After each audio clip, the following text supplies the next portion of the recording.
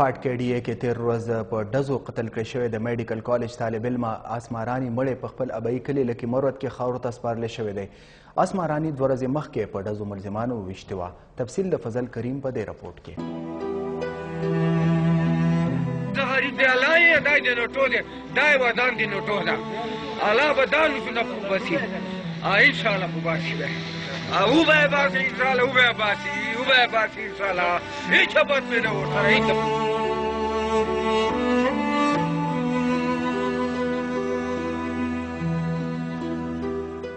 دا په ژړا کې د سلګو ډک فریاد د اسمارانی پلار دی. اسمارانی ایبټ آباد میډیکل کالج کې د 3rd ایئر زده کړه کوونکي 40 کلنه جینۍ وه کوم چې صرف اوس یو یاد پاتې شو.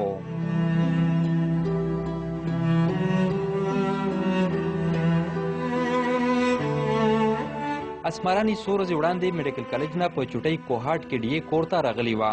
د اسمارانی پلار وینا دی چې زما لور د ورندار څخه بازار ته تللې وه او واپسۍ کې خپل کور مخې ته مجاهد او صادق نومي 2 کسانو د اسمارانی اغوا کولو کوشش وکړو خو په ناکامۍ باندې دوی په اسمارانی ډزې وکړې چې د ډزو سره اسمارانی سخته ژوبل شوه.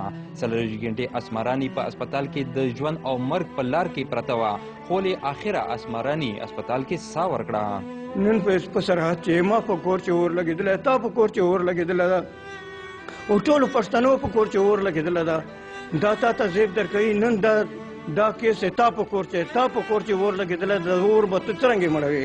زه دا تا ته ریکویسټ کوم چې تا خپله رشتهداري یوه څنګ ته واچوه او ته یو مظلوم حمایت وکړه او دغسې حمایت وکړه چې دا سړی سره عام پانسۍ شي. تحریک انصاف وایي چې زه انصاف کوم نو زه بیا نن انصاف وګورم چې د ما مجرم دغسې ده تر اوسه پورې چې کومه ده دا یې دغسې شوي او چې کومه ده او نیونه شي.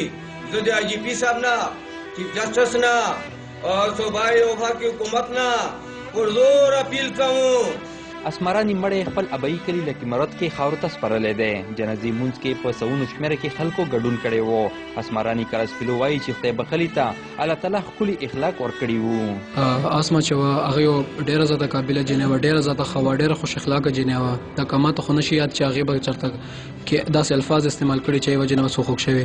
اسمارانی مقدمه کوهاټ کې ډي اے تاڼې کې مجاهد او صادق په ضد درج کړی شوې ده.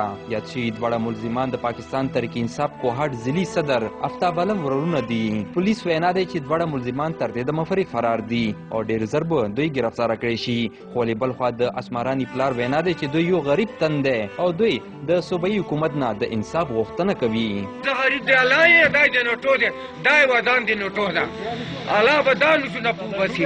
کوهاټ کې میرمنو سره پرله پسې ظلم او زیاتي پیښې رامخته کېدل یقینا د صوبایي حکومت لپاره سولیه نښې څرګندونه کوي. که چېرې صوبایي حکومت اسمارانی خاندان ته انصاف ورنکړو نو راتلونکي وخت کې به خلکو د تحریک انصاف حکومت نه د انصاف امیدونه ختم شي. کیمرا ټیم سره فضل کریم، خیبر نیوز، کوهاټ.